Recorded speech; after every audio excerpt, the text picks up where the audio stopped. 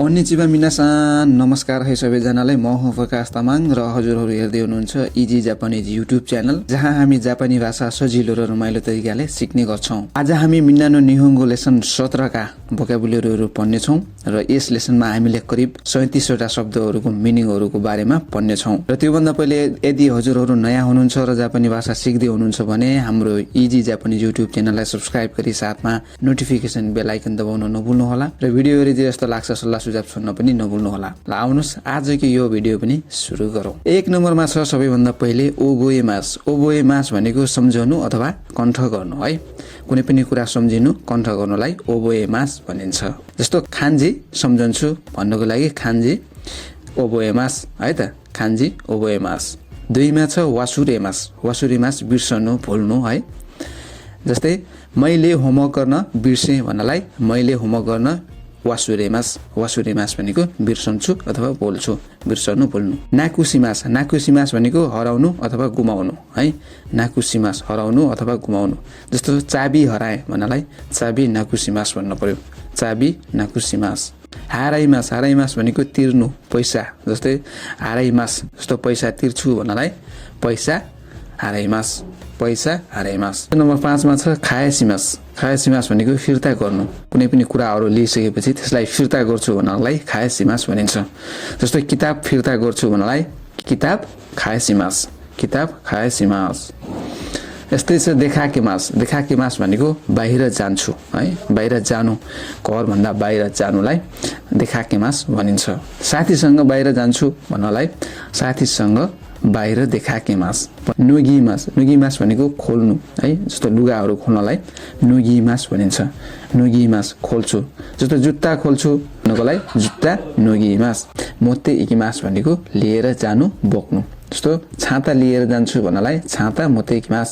यस्तै छ मोतेकिमास। मोतेकिमास भनेको लिएर आउनु, सामग्री लिएर आउँछु है त, सामग्री मोतेकिमास। सिम्पाइसिमास। सिम्पाइसिमास भनेको चिन्ता गर्छु गर्नुलाई सिम्पाइसिमास भनिन्छ। कृपया चिन्ता नगर्नुहोस् है, कृपया चिन्ता सिम्पाइसिमासेन। यस्तै छ जानग्यौसिमास। जानग्यौसिमास भनेको ओभरटाइम गर्छु, आज ओभरटाइम गर्छु भन्नलाई आज जानग्यौसिमास। कामहरुमा ओभरटाइमको कुरो भइरहेको छ। जानग्यौसिमास भनेको ओभरटाइम गर्छु। सुच्यौसिमास। सुच्यौसिमास भनेको अफिसको लागि यात्रा गर्नु है। कस्तो भ्रमण टुरहरू जस्तोलाई अफिसको लागि जानु। भोलि अफिस टुरमा जान्छु भन्नलाई भोलि सुच्यौसिमास। नोमिमास। नोमिमास भनेको खानु पिउनु हुन्छ। औषधिहरू जस्तो हामीले खानु नेपालीमा भनिन्छ नि, त्यसको लागि भनेर खानु नोमिमास भनिन्छ। तर यसको स्पेशली अर्थ पिउनु भन्ने हुन्छ है त। जस्तो औषधि खान्छु भन्नलाई पनि कुसुरियो नोमिमास भन्नुपर्छ जापानीमा है। यस्तै छ हाइरिमास। हाइरिमास भनेको पस्छु जान्छु, नुहाउने कोठामा पस्छु है त। जस्तो नुहाउने कोठामा हाइरिमास। ताइसेचु भनेको महत्त्वपूर्ण अथवा आवश्यक। यो महत्त्वपूर्ण काम हो भन्नको लागि यो ताइसेचु काम हो है त, महत्त्वपूर्ण अथवा अति आवश्यक। दाइजुबु। दाइजुबु भनेको ठिक छ अथवा समस्या छैन भनेको है। अब ठिक छ भन्नको लागि अब दाइजुबु दिस। अब ठिक छ, अब दाइजुबु छ। यस्तै आबु नै। आबु नै भनेको खतरनाक, यहाँ खतरनाक छ भन्नको लागि यहाँ आबु नै छ, आबु नै खतरनाक। यस्तै छ मोन्दाई। मोन्दाई भनेको समस्या अथवा प्रश्न है त। मोन्दाई समस्या अथवा प्रश्न। समस्या प्रश्न हल गर्छु भन्नलाई मोन्दाई हल गर्छु। कोताए। कोताए भनेको उत्तर है त, उत्तर अथवा जवाफ है। उत्तर लेख्छु भन्नको लागि कोताए लेख्छु। किनएन। किनएन भनेको धुम्रपान निषेध है त। धुम्रपान निषेधित क्षेत्रलाई किनएन भनिन्छ। यहाँ धुम्रपान निषेध छ भन्नलाई यहाँ किनएन है। होकेन्स्यो। होकेन्स्यो भनेको स्वास्थ्य बिमा कार्ड। स्वास्थ्य बिमा कार्डलाई होकेन्स्यो भनिन्छ। बिमा कार्ड देखाउनुहोस् भनेपछि होकेन्स्यो देखाउनुहोस्, होकेन्स्यो देखाउनुहोस्। खाजे भनेको हावा पनि हुन्छ र खाजे भनेको रुगाखोकी पनि हुन्छ है। रुगाखोकी लाग्यो भन्नलाई खाजे लाग्यो, रुगाखोकी लाग्यो। नेचु। नेचु भनेको ज्वरो। ज्वरो आएको छ भन्नलाई नेचु आएको छ, ज्वरो, नेचु ज्वरो। बेउकी। बेउकी भनेको बिरामी है त। तपाईँ बिरामी हुनुहुन्छ अथवा म बिरामी छु भन्नको लागि म बेउकी छु है त, म बेउकी छु। बेउकी भनेको बिरामी। कुसुरी। कुसुरी भनेको औषधि। औषधिलाई कुसुरी भनिन्छ।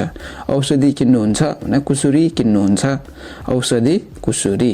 ओफुरो अथवा फुरो हो पोलाइट बनाउँ यसलाई भन्दा पोलाइटली भनेको चाहिँ ओ लगाएको छ ओफुरो फुरो ओफुरो नुहाउने टब अथवा भात है त नुहाउने टब भात पस्छु ओफुरो पस्छु उबागी भनेको ज्याकेट अथवा माथिको लुगा है बाहिर लगाउने लुगाहरू ज्याकेट लगाउँछु भने उबागी लगाउँछु यस्तै छ सितागी भनेको भित्री लुगा सेन्सेई भनेको डाक्टर शिक्षकलाई सोध्छु भने सेन्सेलाई सोध्छु सेन्सेई भनेको हामीले पहिले शिक्षक भन्ने मात्रै पढेका थियौं भने अहिले यसको अर्को अर्थ डाक्टर पनि हुने गर्छ डाक्टरहरूलाई पनि हामीले सेन्सेई भन्ने गर्छौं यस्तै छ दद्दत मादेनी भनेको भित्रसम्ममा दद्दत यति भित्रसम्ममा यो समय सीमाको कुरो भइरहन्छ है जस्तो 5 बजे भित्र आउनुहोस् भनेपछि 5 बजे मादेनी आउनुहोस् देशखारा भनेको त्यसैले अथवा त्यस कारणले ज्वरो आएको छ त्यसैले स्कुल जान्न ज्वरो आएको छ देशखारा स्कुल जान्न नानीका भनेको केही पिउनुहुन्छ भनेर नानीका नोमिमास्का है त केही पिउनुहुन्छ नानीका पिउनुहुन्छ जस्तै छ दौसी मासिताका भनेको के भयो भनेको है त दौसी मासिताका के भयो बोलेनौ त भन है त दौसी मासिताका बोलेनौ त यसरी भन्ने यसरी याद गर्ने है यस्तै छ सोरेखारा भनेको त्यसपछि जो पनि काम भइरहेको छ अथवा त्यसपछि चाहिँ भन्नलाई सोरेखारा भनिन्छ है पढ्छु अनि त्यसपछि सुत्छु पढ्छु सोरेखारा सुत्छु यस्तै छ दद्दतगा इताइदिस भनेको दद्दत दुखीको छ जस्तो यहाँनिर घाँटी दुखीको छ भन्नु पर्यो भने घाँटी इताइदिस नोदो भनेको घाँटी सुक्यो नोदो सुक्यो ओदाइजिनी भनेको छिट्टै ठिक होस् अथवा ख्याल गर्नु होला टेक केयर भनिन्छ नि त्यस्तो चाहिँ ओदाइजिनी भनिन्छ डाक्टरले छिट्टै ठिक होस् भन्नुभयो डाक्टरले ओदाइजिनी भन्नुभयो मन परेमा लाइक अनि कमेन्ट शेयर पनि गर्न नभुल्नु होला भन्दै फेरि हामी अर्को भिडियोमा मिल्नेछौँ।